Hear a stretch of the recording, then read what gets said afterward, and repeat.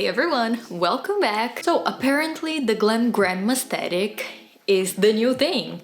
The last video I did about the subject went out so well. You guys seem to love it. So as promised at the end of that video, today I'm sharing with you a Glam Grandma lookbook, which in all honesty kind of just translates into a classic style lookbook with a bit of a glam edge. I also took into consideration a few of your comments on how either you or the Glam Grandmas in your lives approach this type of aesthetic. And by the way, thank you so much for all the comments on that video. Am I the luckiest girl on YouTube or what? I have just the sweetest, kindest, classiest audience that is all a content creator could ever ask for, so thank you very much. And you might be thinking, I'm too young for this, maybe it's not really age appropriate for me. Well, they call it classic for a reason. It's timeless, always flattering, relatively simple style to achieve, will always make you look better, a little bit more refined, a little bit more elevated, which I think is a nice alternative to what we can find out there in the market. It's also a great base, so if you want to play around with it, make it a bit more youthful, you can introduce a few more trendy items, perhaps some more contemporary modern textures, play around with the proportions, with the hemlines, with the lengths, add some color, it's up to you. First look is based upon an iconic piece for the Glam Grandma, which is a twin set.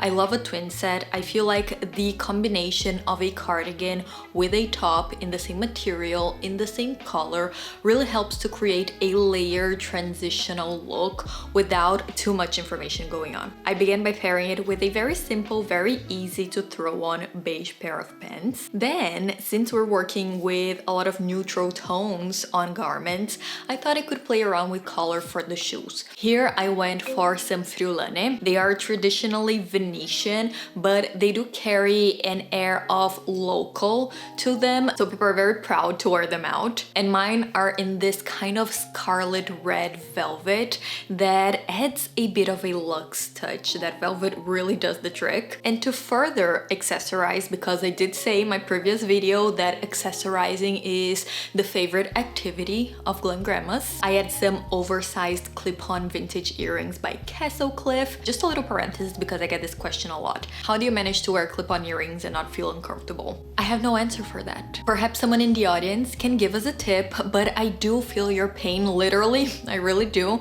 But I find that some are more comfortable than others. For instance, the Castle Cliff that I showed in the video has this sort of round part that goes against the earlobe, so I find that that really doesn't hurt as much, whereas something like this one from Napier has that more classic clip and that hurts me more. So if you can find something that has a clip that is a little bit more anatomically comfortable, go for that. But you can also find some vintage earrings that have the pin. For instance, this one from Monet has the pin on the back. This one, a little bit smaller from Avon, has the pin.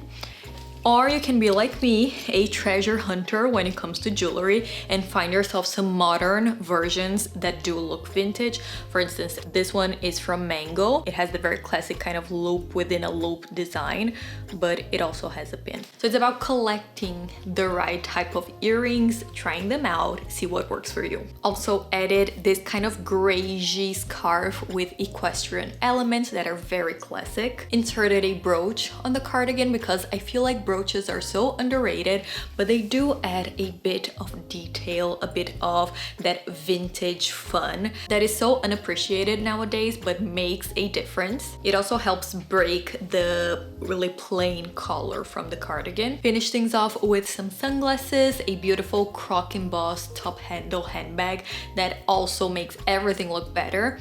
And there you go. A beautiful look for a day out when you're just strolling around. It's comfortable, but still deadly chic. Second look is a play on bolder colors. So here I have a knit top that is exactly this top, but in a bright red, which I think is so beautiful. And I paired it with a check wool skirt. Check, just like the equestrian print from the scarf of the previous look, is quintessentially classic. So you need it in your wardrobe wardrobe if you want to achieve this type of look. And just to start things out, I add a few accessories, a black belt and some black boots. These have a little bit of heel, not too much. They cover all of the leg, which I think gives a nice sort of more edgy effect, but still classic enough that it makes sense together. On my last video, I talked about how blazers are very in tune with that aesthetic, and I decided to add one here. This is a navy blazer that is double-breasted, so gives it a little bit of a cinched in feel. And I think that the reason why this makes sense together is because the color of the blazer matches the color of the skirt, and the color of the top matches the lines on the check. So you're getting something that is coordinated, but it doesn't look like an uniform. Even though you're pretty much covered, you have, again, with the double breasting and with the belt, an opportunity to show off some curve without exposing too much. So it's a great little trick if you don't feel like showing skin or feel like wearing something that is too tight, but you still want to look feminine and hourglassy. Then I couldn't stop accessorizing, so I added this brick link chain necklace, which a mock neck showcases so beautifully. Added also a pair of earrings that are ridged, is what we call a shrimp style hoop earring, some fabulous sunglasses, and you're ready to go out to lunch with Nan and Pat and Lynn at Le Cirque. Is Le Cirque even open? It closed in 2018. Well, the Four Seasons it is. Or perhaps Le Côte Basque. I don't know. It's appropriate either way. And keeping within the theme of check, this next look begins with a very simple base. Just a pair of perfectly tailored trousers. And I think that this is one of those elements to keep in mind. The tailoring, the fit. For a glam grandma, this is what makes a difference. This is what can make a very simple silhouette look 1,000 times more sophisticated just by it fitting you properly. I also went for a trapeze shape sweater. Subtly playing with the shape and the silhouette of your pieces is also a great way of adding interest to a look. For shoes, another Glam Grandma essential, the block-heeled ballerinas.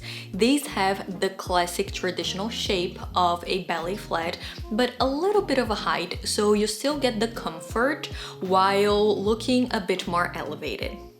Quite literally. Now let's accessorize. This boat neck from the trapeze shaped top really lends itself to a beautiful strand of pearls. You could even play around with it, perhaps if you have a longer strand, given that this part is all sort of uniform in shape. It really gives you that flexibility to play around with necklaces, with anything around your neck. Now, since I'm wearing pearls and I don't have exactly matching earrings to this sort of mauve-y gleam that they have, instead of going for a pearl that would clash, I just go for some very simple, smaller button style clip-ons that are a little discreet, but still visible enough to bring light and to bring attention to your face. Now for the drama. A wool poncho. Yes.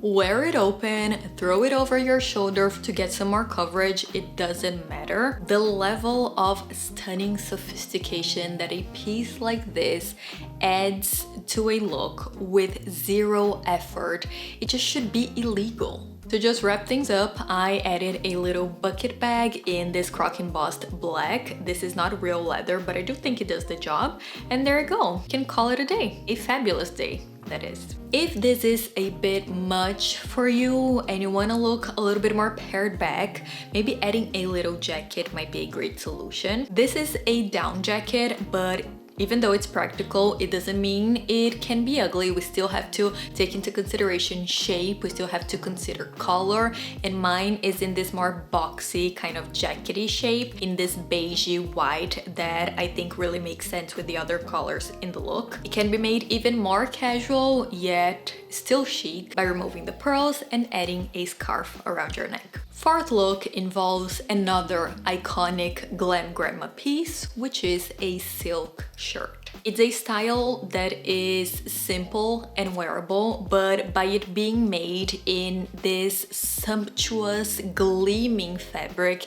it adds a touch of luxe to any look. Here I began styling it with some wide-leg black palazzo pants and some kitten heels. And then to up the ante, In the glam factor, I added a swing coat. I have talked about this in my outerwear style guide. I'll link it here. I think a car coat, swing coat, something that is in a trapeze shape will give you that feel of vintage and looks so much more dressed up than just a normal wool coat. So if you don't have it in your collection, absolutely get it. And I also added a faux fur stole. Now, I'm not gonna get into the whole debate about fur on this video. That's not what it's for. If you don't like the feeling or the look of fur, if you don't approve, if you don't feel comfortable wearing it, you can just throw on a bit of pashmina, a scarf, just something around your neck to elevate a little bit that look. Don't feel like you cannot be included in this trend just because of that. Add some earrings, a little bag, some sunglasses. You can wear the stole out like over the coat and it looks kind of it's part of the lapel, or you can, for a cozier, more discreet approach, put it under the coat so you just get a glimpse of fur around your neck. For the fifth and final look, I wanted to showcase the versatility and beauty of one of my all-time favorite pieces in my wardrobe, which is the knit midi skirt. It is the perfect alternative for fall-winter when you're tired of wearing trousers but you still want to feel warm. The thicker fabric provides a more uniform texture to your bottom part, so if like me, you're very self-conscious and paranoid about showing panty lines and textures and bumps, this will usually avoid that while still giving you that slimming effect. I also paired it with a black boat neck top, which was a huge hit. It's what I wore in my video about Glam Grandmas and so many of you asked about it, so I'll try to link something similar below because it's from Mango from 1,000 years ago. I already have some black riding boots on, but we need to jazz things up a little bit. So we start with the headband, which is a great solution if you're having a bad hair day, some statement earrings, some lacquered bangles over the sleeves. I think this little styling trick is so Diana Vreeland, very effective as well, and a rope chain necklace. It looks simple yet styled, so if you want to stop here, I think it already has